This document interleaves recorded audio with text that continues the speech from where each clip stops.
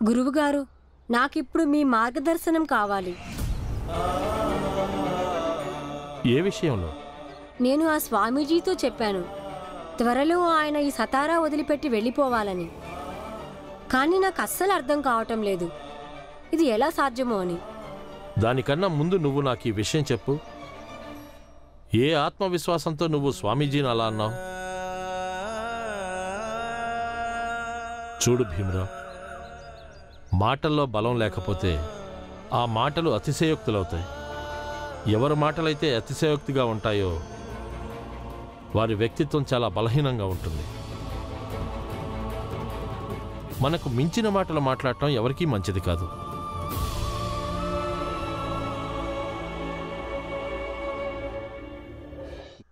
సరే గురువుగారు, నా వల్ల తప్పు జరిగింది, దయచేసి నన్ను క్షమించండి. అప్పుడు నేను ఆవేశానికి లోనయ్యాను. భీమరావు, ఆవేశం మనిషికి అన్నిటికంటే పెద్ద శత్రువు. భవిష్యత్తులో నీ ఆవేశాన్ని నువ్వు అదుపులో పెట్టుకోవాలి. ఎదుటి వాళ్ళు నిన్ను ఎంత రెచ్చగొట్టినా సరే నువ్వు ఏది చేయాలనుకున్నావో అదే చెయ్యాలి. నువ్వేం మాట్లాడాలనుకున్నావో అదే మాట్లాడాలి. అయితే గురువుగారు, స్వామీజీ సతారా వదిలి వెళ్ళిపోవడం సాధ్యం కాదా? ఆనంద్, నేను అలా అనలేదు. అయితే నేను ఏం చేయాలో చెప్పండి గురువుగారు. భీమరావు, ఏదైనా ఒక మంచి పని ప్రారంభిస్తే దాని జయాపజయాల్లో తేడా ఉండొచ్చు. ఆ తేడా నిజాయితీ వల్ల వస్తుంది. అందుకని మనం చేసే పని ఎప్పుడూ మంచిదై ఉండాలి. గుర్తుపెట్టుకో, ఇది అన్నింటికంటే చాలా ముఖ్యమైన విషయం. మనం ఇల్లు ఊడ్చేటప్పుడు ఇల్లు శుభ్రం చేయడానికి ఊడుస్తామా లేక చెత్తను తొలగించడానికి ఊడుస్తామా? నీకు అర్థమవుతుందా భీమరావు? నా వల్ల పెద్ద తప్పు జరిగింది. స్వామీజీ లాంటి సన్యాసుల గతం చాలా వివాదాస్పదంగా ఉంటుంది. సమాజానికి వివరించడానికి ఆయన గతమే అన్నిటికంటే పెద్ద ఉదాహరణ. స్వామీజీ సతారాన్ని వదిలి వెళ్ళాలంటే ముందు గ్రామస్తుల చేత ఆయన తిరస్కరింపజేయాలి. అందుకని స్వామీజీని ఇక్కడి నుంచి వెళ్ళగొట్టడానికి బదులు నువ్వు గ్రామస్తులకి ఈ విషయం వివరించి చెప్పడానికి ప్రయత్నించు భీమ్. ఎవరినైతే వాళ్ళు స్వామీజీగా భావిస్తున్నారో ఆయన ఆ హోదాకి అర్హుడు కాదని, ఇక అది కూడా రుజువులతో సహా. అయితే అదే జరుగుతుంది గురువుగారు. నేను జనాల స్వామీజీ మీద ఉన్న నమ్మకాన్ని అంతం చేస్తాను. ఇక అందుకోసం నేను ఏం చేయాల్సి వచ్చినా వెనకాడను. నమ్మకాన్ని ఇంకా పెంచుకోవాలి. జనాలు నా మీద అపార నమ్మకం ఉన్నంతకాలం ఆ భీమరావే కాదు, నన్ను ఎవ్వరూ ఏమీ చేయలేరు. కానీ ఇప్పుడు దానికోసం నేను ఏం చేయాలి? ధర్మం చేయండి. దేవుడి పేరు మీద దానం చేయండి. ఎవరైనా దానం చేసి పుణ్యం కట్టుకోండి తల్లి. అందరికంటే ఎక్కువ అవసరం ఉన్న వాళ్ళకి సాయం చేస్తే అప్పుడు వాళ్ళు చాలా ఎక్కువగా ప్రచారం చేస్తారు. ఆగు, ఇలా రా. భయపడద్దు, దగ్గరికి రా.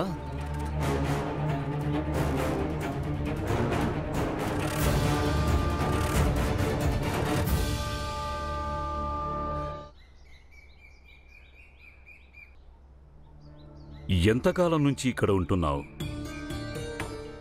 స్వామీజీ, సుమారు 13-14 ఏళ్ల నుంచి. అయితే నువ్వు అందరికీ తెలిసే ఉంటావు. అందరూ గుర్తుపడతారు స్వామీజీ. ఎవరైతే బిచ్చం వేస్తారో వాళ్ళకి నేను తెలుసు. ఇక ఎవరైతే బిచ్చం వేయకుండా నన్ను తిట్టి పంపేస్తారో, ఛేదరించుకుంటారో వాళ్ళకి కూడా తెలుసు. ఎలా అనిపిస్తుంది ఇలాంటి జీవితం గడుపుతున్నందుకు?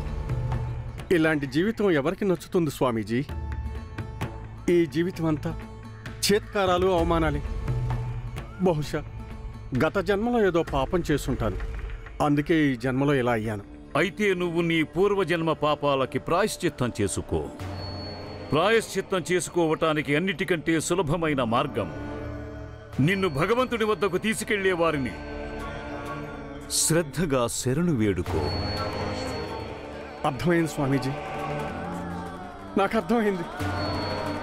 ఇప్పుడు నేను మీ కాళ్ళ దగ్గరికి వచ్చేసాను స్వామీజీ. ఇప్పుడు మీరే నాకు నా పాపాల నుంచి విముక్తి కలిగించాలి స్వామీజీ. మీరు సర్వజ్ఞాన సంపన్నులు స్వామీజీ.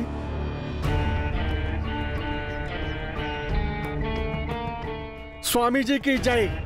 నేనేం చేయాలో నాకు చెప్పండి స్వామీజీ. నీకు శుభం కలుగుతుంది. పైకి లే, పైకి లే. మంచి బట్టలు వేసుకో. ఈ రోజుతో నీ కష్టాలు అన్నీ దూరం అయిపోతాయి. స్వామీజీకి జై. ఆ భీమరావుకి విరుద్ధంగా పోరాడటానికి నాకొక ఆయుధం దొరికింది. భీమరావు, ఇప్పుడు యుద్ధానికి సిద్ధంగా ఉండు. లేదు, నీ బెదిరింపులేవి నా దగ్గర చెల్లవు. ఇంతకాలం నా ప్రేమని ఆయుధంగా మార్చుకుంటూ వచ్చావు, కానీ ఇక కుదరదు. ఒకవేళ నీకు డబ్బులు కావాలంటే కష్టపడి సంపాదించుకో, అది కూడా ఈ మిల్లులో రోజంతా పనిచేసి. నేను ఏ పని కూడా చేయను. అయినా నువ్వు నా తండ్రివి. ఆ లెక్కన నీవేవైతే ఉన్నాయో అవన్నీ నావే. నా ఆస్తిపాస్తులన్నీ నీకే దక్కుతాయి, కానీ నేను బతికొండగా కాదు. నేను బతికున్నంతకాలం నువ్వు పని చేయకపోతే ఒక్క పైసా కూడా ఇవ్వను. పని చేయాల్సిన కర్మ నాకేంటి నాన్న? సరే, పని చేయలేకపోతే కనీసం ఇదైనా చూడగలవా? అందరూ సరిగ్గా పనిచేస్తున్నారో లేదో అని. నువ్విలా పని చేయమని నన్ను బలవంత పెడితే ఇదే మిల్లులో నేను నా ప్రాణాన్ని తీసుకుంటాను. అందుకే నాకు డబ్బులు ఇవ్వు నాన్న. నా మిత్రులు నా కోసం ఎదురు చూస్తున్నారు. చూడు సూరజ్, ఇక ఈ ఉత్తుత్తి బెదిరింపులు మానేసి మర్యాదగా పనిచేసుకో. ఒకవేళ నువ్వు ఇక్కడ నాకు ఏ సాయం చేయకపోతే అప్పుడు నీకు ఒక్క పైసా కూడా ఇవ్వను. నువ్వు ఇలా అడిగితే ఇవ్వవు. ఆగు, ఇప్పుడే చూపిస్తాను. నేను ఇప్పుడే ఇక్కడే చచ్చిపోతాను. తప్పుకోండి.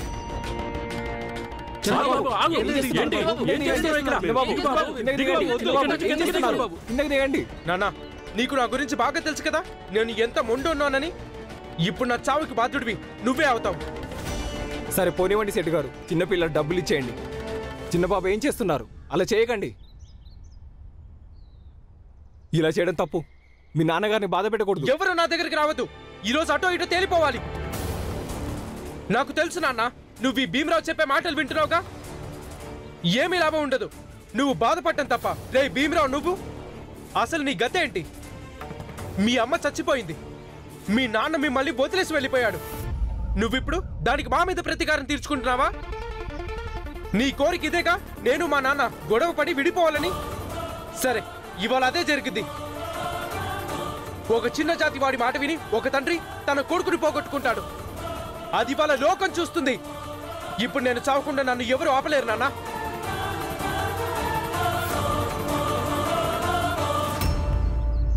భీమ్, వీడు తలతిక్కలాగా ఉన్నాడు. వీడిప్పుడు నిజంగా ఊరేసుకుంటే అప్పుడు ఆ నేరం నీ మీదకి వస్తుంది. వీడిని నువ్వు చంపినట్టు అవుతుంది. ఎందుకంటే నువ్వే సేట్ గారికి చెప్పావు కాబట్టి.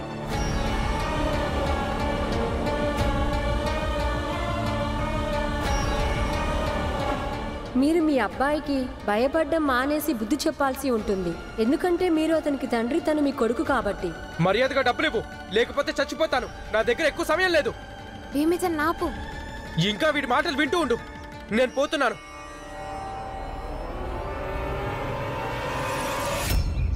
చూడండి, నాశనం చేయటం సులభమే, కానీ నిర్మాణం చేయటం ఎంతో కష్టం. ఏయ్, నీ నీతులు ఆపు. నీ ఇష్టం, నువ్వేమైనా చేసుకో. నేను ఒక్క పైసా కూడా ఇవ్వను. వీడి మాటలు వినేగా. అయితే నేను ఇప్పుడు చావను. ముందు నేను వీడి అంతు చూస్తాను, ఆ తర్వాత. ఎవరికైనా ప్రాణం పోయటంలో గొప్పతనం ఉంది, ప్రాణం తీయటంలో కాదు. ఏయ్, మా తమ్ముడు దూరంగా ఉండు. ఆనందన్నయ్య, నువ్వు బాగు. ఈయన ఏం చేస్తాడో చేసుకో. నువ్వు ఏం చేస్తారు? మీరు నన్ను గట్టిగా తోసి కింద పడేస్తారు. నేను మళ్ళీ పైకి లెగుస్తాను, మళ్ళీ కింద పడేస్తారు, మళ్ళీ పైకి లెగుస్తాను. అప్పటిదాకా లెగుస్తూనే ఉంటాను, నా కంఠంలో ప్రాణం ఉన్నంత వరకు. అదే ఒకవేళ నేను చనిపోతే అప్పుడు మీరు నేరస్తుడు అవుతారు. మీరు ప్రాణం తీసుకుంటానని బెదిరించడం వేరే విషయం, కానీ ఒకరిని హత్య చేయాలనుకోవడం వేరే విషయం. తొయ్యండి, నన్ను తొయ్యండి. రేయ్, ఇక్కడ పని చేయించాలి, అంతేగాని పని చెడగొట్టద్దు. సాయంత్రం దాకా బతుకుంటే అప్పుడొచ్చి డబ్బులు తీసుకెళ్ళు. లేకపోతే డబ్బులు గిబ్బులు మర్చిపో. ఇక మీరందరూ వెళ్ళి ఎవరి పనిలో వాళ్ళు చేసుకోండి. అరవింద్, దాన్ని విప్పే.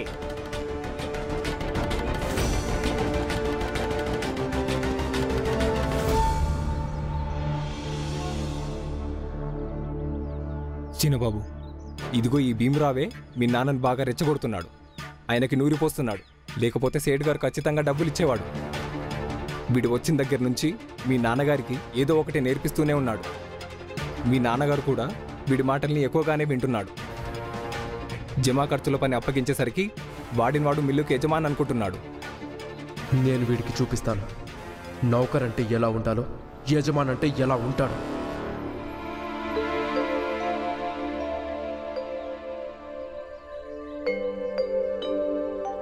రామ్జీ, వీడు నా కొడుకు. ఇవాళ నుంచి ఇక్కడే పనిచేస్తాడు. కానీ వీడు చాలా చిన్నపిల్లాడు. మీరు వీడితో ఎందుకు పనిచేస్తున్నారు? చూడండి, నా ఆరోగ్యం అంతగా బాగోదు. కొద్దిగా ఎక్కువ పని చేశానంటే నేను బాగా అలసిపోతాను. అందుకే మధ్యాహ్నం తర్వాత వీడు పనిచేస్తాడు. మరి ఇప్పుడు వీడు చదువు ఎలా సాగుద్ది? నా మాట విని వీడిని స్కూల్కి పంపించండి. వీడు చదివింది చాలే రామ్జీ గారు. అయినా ఆకలితో వీడేం చదువుతాడు? ఆకలితో చావటం కంటే కష్టపడి తన కడుపు నింపుకుంటాడు. చూడండి, నేను షావుకారి గారితో మాట్లాడతాను. మీ పనిని కాస్త తేలిక చేయడానికి ఖచ్చితంగా ప్రయత్నిస్తాను. కానీ మీరు ఈ పిల్లాన్ని చదువు మాత్రం మానిపించొద్దు. అయినా వీడు భీమరావు అంత గొప్పగా ఏం చదవలేండి వీడిని చదివించడానికి. మీకు భీమరావు గురించి ఎలా తెలుసు? ఆ అబ్బాయి వాళ్ళ బడిలో ఫస్ట్ వచ్చాడంట. అందుకే దొరలు పిలిచి పురస్కారం ఇచ్చారట. నాకు వీడే చెప్పాడు, వీళ్ళ బడిలో ఒక అబ్బాయిని భీమరావు ఓడించాడట.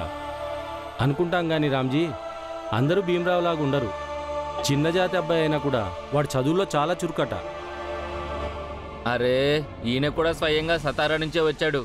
ఈయన కూడా వినుండడు భీమరావు గురించి. అలాగా? అయితే మీరు సతారా నుంచి వచ్చారా? మరి మీకు భీమరావు తెలిసే ఉంటాడే. వాడు నా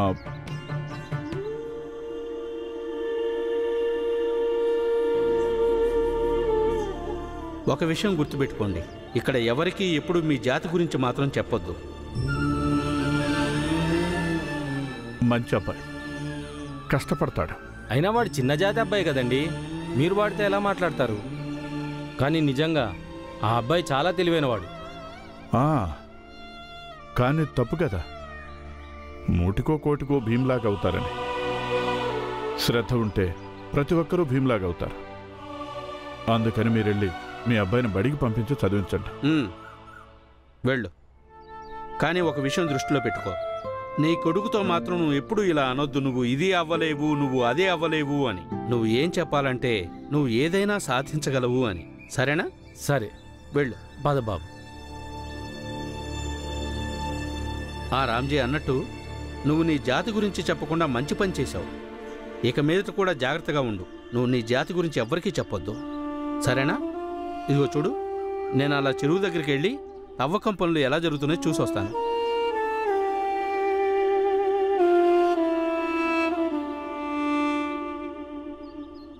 రామ్జీ,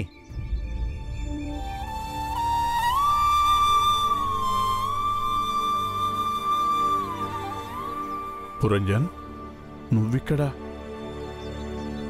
అసలు నువ్విలా చేస్తావని నేనెప్పుడు ఊహించలేదు రామ్జీ.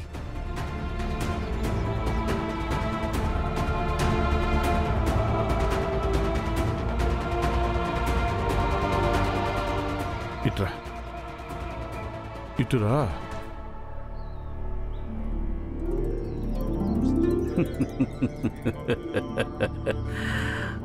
ఎలా అనిపిస్తోంది మంచి బట్టలు వేసుకుంటే? స్వామీజీ, అద్భుతంగా అనిపిస్తుంది, ఆనందంగా అనిపిస్తుంది. ఆ భగవంతుడు నా మీద దయతలిచాడు. మరి దీనికి కారణమెవరు? మీరే స్వామీజీ, మీరే. అయితే వెళ్ళి జనాల్లో ప్రచారం చేయి, మేము వాళ్ళ కష్టాల్ని తొలగించగలమని. ఎలాగైతే నీ కష్టాల్ని తొలగించామో అలా మేము సంధానకర్తలమవుతాం. భగవంతుడికి వాళ్ళ మొర వినిపించటంలో నా మాటని భగవంతుడు ఎప్పుడూ కాదనడు. ఆ భగవంతుడి దయ వల్ల ఇప్పుడు నా దగ్గర అన్ని కష్టాలకు పరిహారం ఉంది. వెళ్ళు, త్వరగా వెళ్ళు, జనాలకు చెప్పు. చెప్తాం స్వామీజీ, ఖచ్చితంగా చెప్తాను స్వామీజీ. స్వామీజీకి జై, స్వామీజీకి జై.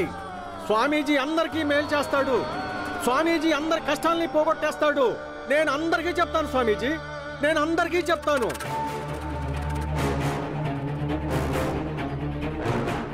భీమ్రావ్,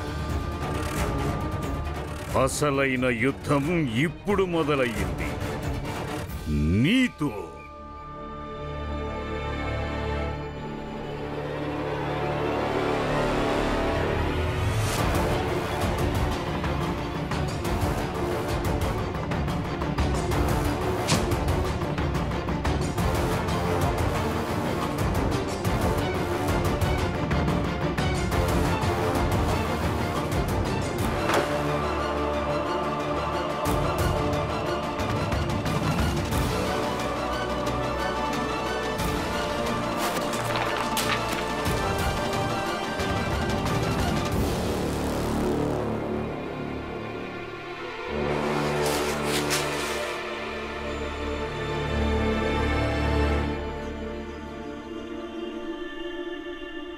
మీరిలా చేయొద్దండి.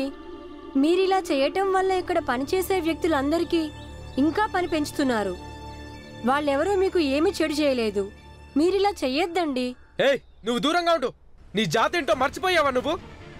నా దగ్గరకు వచ్చావంటే తోలు తీస్తా. నీ నీడ కూడా నా మీద పడ్డానికి వీల్లేదు. దీనికి కారణం నువ్వే. గుర్తుపెట్టుకో. నువ్వు చెప్పే మాయ మాటలకి మా నాన్న పడ్డాడేమో, కానీ నేను పడ్ను. అయినా నువ్వు నాకు సలహా ఇచ్చేవాడివా? నువ్వు కళ్ళు కూడా నా స్థాయికి చేరుకోలేవు. నువ్వు నా కాలి గోటికి కూడా సమానం కాదు. తెలిసిందా? నువ్వు నీ స్థాయిని తెలుసుకొని బతుకు. వెళ్ళు, ఏదో పని చేస్తున్నావుగా, చేసుకో. వెళ్ళు, పోరా. మళ్ళీ నాకు చెప్పే సాహసం చేయకు. వెళ్ళండి, అందరూ ఒళ్ళు దగ్గర పెట్టుకోండి. నువ్వు వెళ్ళి పచ్చాయి.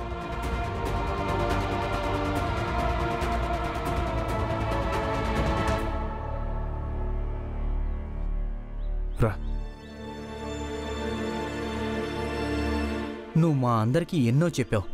మన జాతి గురించి ఎప్పుడు గర్వించాలని చెప్పావు. అలాంటి నువ్వే నీ జాతి అంటే చెప్పుకోవడానికి సిగ్గుపడుతున్నావా? పురంజన్, నేను చెప్పేది విను. నేను వినను. నీ మాటలు నేనెందుకు వినాలి? ఈరోజు నువ్వు చేసిన పనికి నిన్ను చూసి నేనెంతో సిగ్గుపడుతున్నాను. ఇప్పుడు నేను ముట్టుకోవాలన్నా కానీ నాకు భయంగా ఉంది. ఎందుకంటే ఇప్పుడు నువ్వు పెద్ద జాతి వాడి అయిపోయావు కదా. స్నేహితుడి తప్పు కనిపించింది, నిస్సహాయత కనిపించలేదా? జీజాబాయ్ అందరి ముందు చెప్పేసింది మేము ఇద్దరం పెద్ద జాతి వాళ్ళమని. ఇక ఆ సమయంలో ఏం మాట్లాడతాను? ఒకవేళ నేను నిజం చెప్పుంటే అప్పుడు జీజాబాయిని వాళ్ళు వదిలేవాళ్ళ? అక్కడికి నేను అనుకున్నాను తర్వాత చెప్దామని, కానీ షావుకారు గారు చెప్పొద్దన్నారు. ఇప్పుడు ఉద్యోగం చేయకపోతే ఎలా? మరి కుటుంబాన్ని ఎలా పోషించాలి చెప్పు.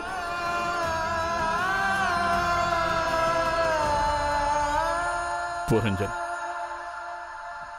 ఈ పెళ్లి చేసుకుని నేను ఇరుక్కుపోయాను. రామ్జీ, నన్ను క్షమించు.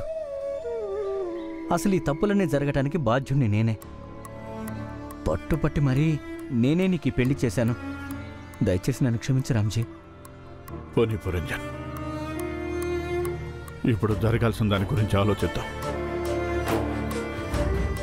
సరే, ఇది చెప్పు, భీమ్ ఎలా ఉన్నాడు? ఏ ఆగు.